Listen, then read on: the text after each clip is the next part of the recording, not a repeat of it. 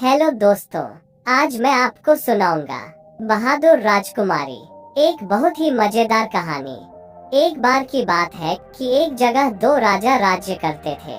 उनमें से एक राजा के बहुत सुंदर बेटा था और दूसरे राजा के बहुत सुंदर बेटी थी। दोनों राजाओं के बच्चे शादी के लायक थे, इसलिए दोनों राजा अपने अपने बच्चों के लिए जीवन साथी ढूंढने के लिए लोगों को भेज रहे थे। किस्मत की बात कि दोनों राजाओं के दूत आपस में मिले और बातचीत के बीच उन्होंने एक दूसरे को अपने अपने उद्देश्य बताए। उन दोनों को यह सुनकर बड़ा आश्चर्य हुआ जब उनको यह पता चला कि दोनों के बाहर निकलने का उद्देश्य एक ही था और दोनों राजा भी आपस में एक दूसरे की टक्कर के थे। इस तरह राजकुमार और राजकुमारी का जोड़ा बहुत अच्छा बनता था। जब राजाओं ने अपने अपने दूतों से उनकी बात सुनी तो उन्होंने आपस में बात की और उन दोनों की शादी तय हो गई। एक दिन तय किया गया और दुल्हा दुल्हन के घर पहुंच गया। शादी की रस्में सब बहुत शानदार तरीके से पूरी की गई, लेकिन उनकी खुशियों पर एक बादल छा गया। उनकी खुशी कितने कम समय के लिए थी। जब दुल्हा अपनी दुल्हन को लेकर घर लौट रहा था तो रात को वो एक बागीचे में रुका। इत्तेफाक से वो बागीचा परियों का था। ये परियां रात को वहां आती थीं। उस रात जब वे वहां आई तो वहां राजकुमार को देखकर वे उससे प्रेम कर बैठी। उन्होंने उसको अपना बनाने का सोच लिया। उन्होंने उस पर ऐसा जादू डाला कि वो मौत जैसी गहरी नींद सो गया। अगली सुबह राजकुमारी और दूसरे लोगों ने उसको उठाने की बहुत कोशिश की, पर सब बेकार। उन सबको लगा कि वो मर गया था, सो उन्होंने उसका दुख मनाया और उसके लिए रोए, जैसे कि लोग किसी मरे आदमी के लिए रोते हैं जिससे वे अब कभी बात नहीं कर पाएंगे। यह उनके लिए बड़ी मुश्किल की घड़ी थी। तभी वहाँ पर सूडा भ्रोर और बूढ़ा भ्रोर दो चिड़िये आई और जहाँ लोग राजकुमार के लिए रो रहे थे उस जगह के पास ही एक पेड़ की शाख पर आकर बैठ गई और आपस में बातें करने लगी। सूडा भ्रोर बोला, इन लोगों को इस राजकुमार को दफन नहीं करना चाहिए। बूढ़ा भ्रोर बोला, क्यों? सूडा भ्रोर बोला, क्योंकि ये अभी मरा नहीं है, शायद कुछ दिन में ही यह जिंदा हो जाएगा। उनके ये शब्द राजकुमारी के कानों में अमृत की तरह से पड़े। उसने तुरंत ही यह हुक्म दिया कि राजकुमार के शरीर को वहीं पड़ा रहने दिया जाए जहां वो था।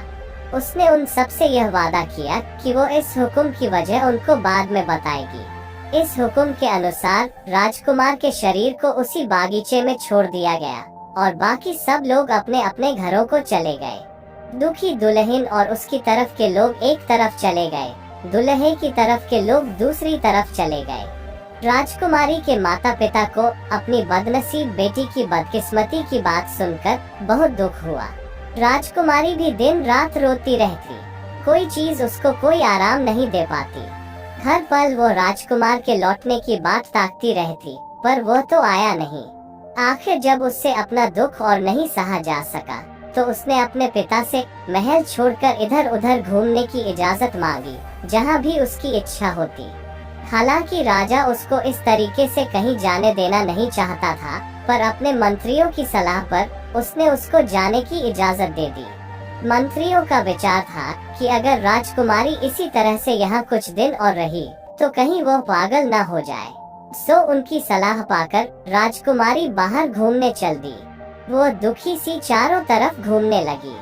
हर आने जाने वाले से वो पूछती रहती, क्या तुमने राजकुमार को कहीं देखा है? क्या तुमने राजकुमार को कहीं देखा है? इस तरह घूमते घूमते और राजकुमार के बारे में पूछते पूछते उसको कई दिन बीत गए, पर कोई भी उसको राजकुमार के बारे में कुछ न बता सका। आखिर उसको एक बूढ़ा मिला। उसने उससे भी यही पूछा, क्या तुमने राजकुमार को कहीं देखा है? बूढ़ा बोला, मैं एक बागीचे के पास से गुजर रहा था कि मैंने वहाँ जमीन पर एक बहुत सुंदर लड़के को सोते हुए देखा। मुझे यह देखकर बड़ा आश्चर्य हुआ कि उस नौजवान ने आराम करने के लिए ऐसी जगह क्यों चुनी, सो मैं वहाँ रुक गया। लो कुछ पल बाद ही मैंने कुछ परियां वहाँ आती देखी। उन्होंने उसके सिर के नीचे एक जादू की छड़ी रखी तो वह तो उठकर बैठ गया और उनसे बातें करने लगा। कुछ देर बाद उन परियों ने वह जादू की छड़ी उसके पैरों के नीचे रखी तो वह फिर से लेट गया और सो गया। मैंने बस यही देखा। मेरी तो समझ में आया नहीं कि इस सब का मतलब क्या था। राजकुमारी बोली, आश्चर्य, क्या तुम मुझे उस बागीचे तक ले जा सकते हो जहाँ वह नौजवान सोया हुआ था? बूढ़ा बोला, हाँ हाँ क्यों नहीं, कहकर वह उसको उस बागीचे की तरफ ले गया जहाँ वह राजकुमार सोया हुआ था। जब वे वहाँ पहुँचे तो राजकुमार का शरीर वहाँ दिखने में बेजान जैसा पड़ा हुआ था। राजकुमारी ने देखा कि जादू की छड़ी अभी भी राजकुमार के पैरों के नीचे रखी हुई थी। उसने तुरंत ही वो छड़ी उसके पैरों के नीचे से निकाल ली और उसके सिर के नीचे रख दी। जैसा कि उस बूढ़े ने उसे बताया था, वह राजकुमार उठकर बैठ गया। उठते ही उसने राजकुमारी से पूछा, तुम कौन हो? राजकुमारी बोली, मैं तुम्हारी पत्नी हूँ, क्या तुम मुझे नहीं जानते? राजकुमार ने पूछा, तुम यहाँ आई कैसे? राजकुमारी बोली, इन बूढ़े बाबा की सहायता से, कहकर उसने उस बूढ़े की तरफ इशारा कर दिया जो डर के मारे कुछ दूरी पर खड़ा था। वो फिर बोली, आओ उठो और जल्दी से इस भयानक जगह से कहीं दूर चलो। राजकुमार बोला, अफसोस, मैं नहीं जा सकता।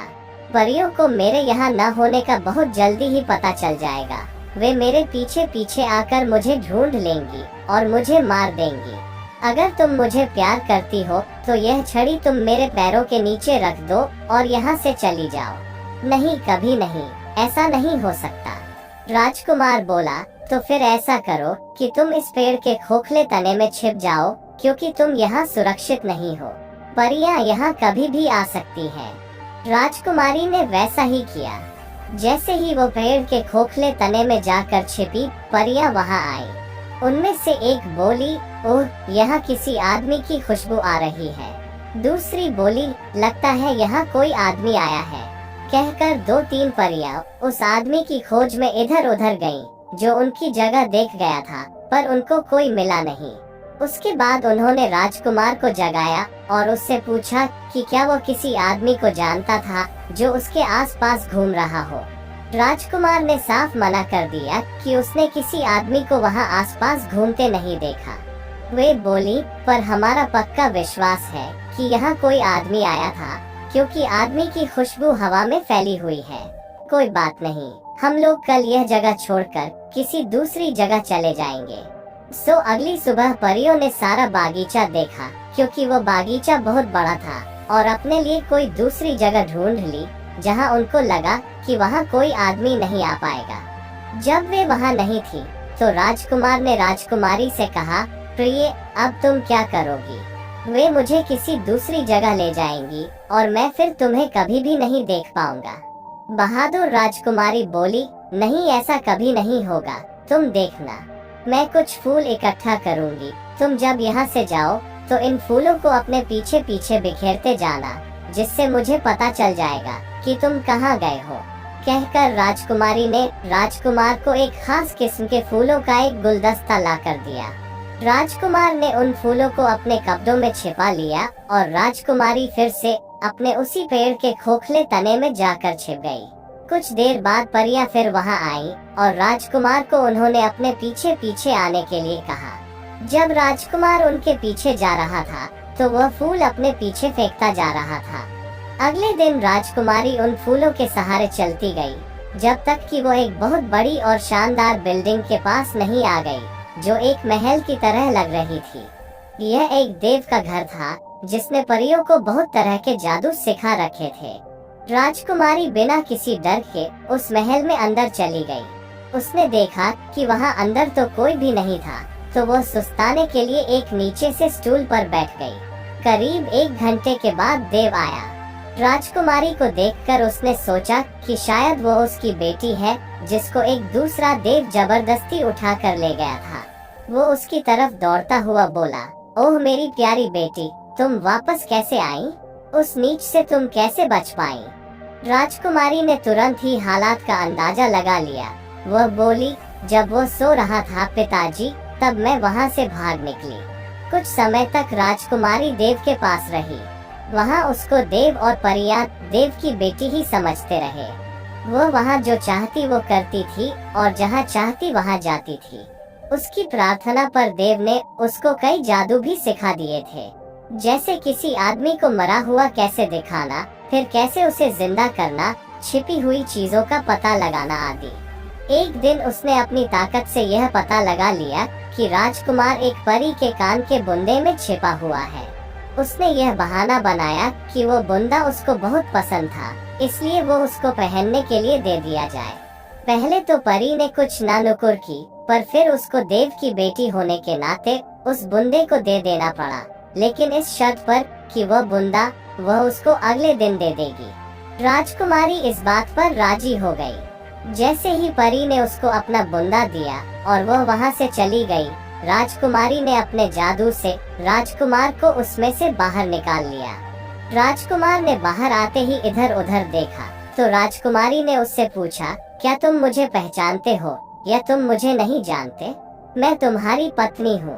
तुम्हारे लिए मैंने अपने पिता का घर छोड़ा, तुम्हारे लिए मैंने उस बागीचे में जाने की हिम्मत की जिसमें तुम लेटे हुए थे, तुम्हारे लिए मैंने देव के मकान में घुसने की जुर्रत की, क्या तुम मुझे नहीं पहचानते? राजकुमारी बोली, आओ चले, मैं तुम्हें अब बताऊंगी कि तुम्हें क्या करना है। देव और उसके सब आदमी यह समझते हैं कि मैं उसकी बेटी हूँ जिसे कोई दूसरा देव उससे जबरदस्ती छीन कर ले गया था। अब मैं तुम्हें अपने पिता देव के पास ले जाऊंगी और उससे कहूंगी कि जब मैं उस भगाने वाले देव से बचने की कोशिश में भाग रही थी तो तुम मुझे मिल गए। तुम्हारी सुंदरता देखकर मैं तुम्हारे ऊपर रीझ गई और मैंने तुमसे शादी कर ली। मैं उसको यह भी बताऊंगी कि तुम एक शाही खानदान के हो, इसलिए वो हमारी शादी को मान ले। जब वो यह सुनेगा तो वो बहुत खुश होगा। तुम डरना नहीं, आओ और देखो कि क्या क्या होता है। राजकुमारी की बात ठीक निकली। पिता देव अपनी बेटी की शादी की बात सुनकर बहुत खुश हुआ। उसने अपनी बेटी की शादी की खुशी में एक बहुत बड़ी दावत दी, जिसमें उसने सारी परियों को बुलाया। राजकुमार और राजकुमारी देव के पास कुछ हफ्तों तक आनंद से रहे। फिर राजकुमार ने देव से अपने माता पिता से मिलने की और राजकुमारी को भी उनसे मिलवाने की इच्छा प्रकट की। हालांकि देव उन दोनों को अपने पास ही रखना चाहता था, पर फिर भी उसको राजकुमार को घर जाने की इजाजत देनी ही पड़ी। उसने उनके लिए बहुत सारी भेंटें इकट्ठी करके उनके साथ रख दी और उनसे जल्दी वापस आने के लिए कहा। और बहुत सारी चीजों के अलावा उसने उनको एक पीठ भी दिया, जिस पर जो कोई बैठ जाता था वो उसको उसकी मनचाही जगह पहुंचा देता था। यह राजकुमार और राजकुमारी के लिए तो बहुत ही काम की चीज थी। उन्होंने उस पीठ में अपना खजाना भरा और उसके ऊपर बैठकर देव और सारी परियों को विदा कहकर राजकुमारी के पिता के राज्य चले गए। वे जल्दी ही वहां पहुंच गए, क्योंकि राजा की बेटी घर वापस लौट आई थी और उसका पति भी मरा नहीं था, जिंदा था और ठीक था और उसके साथ था। सो उस दिन महल में ही नहीं बल्कि सारे शहर में बहुत खुशियां मनाई गई। धन्यवाद।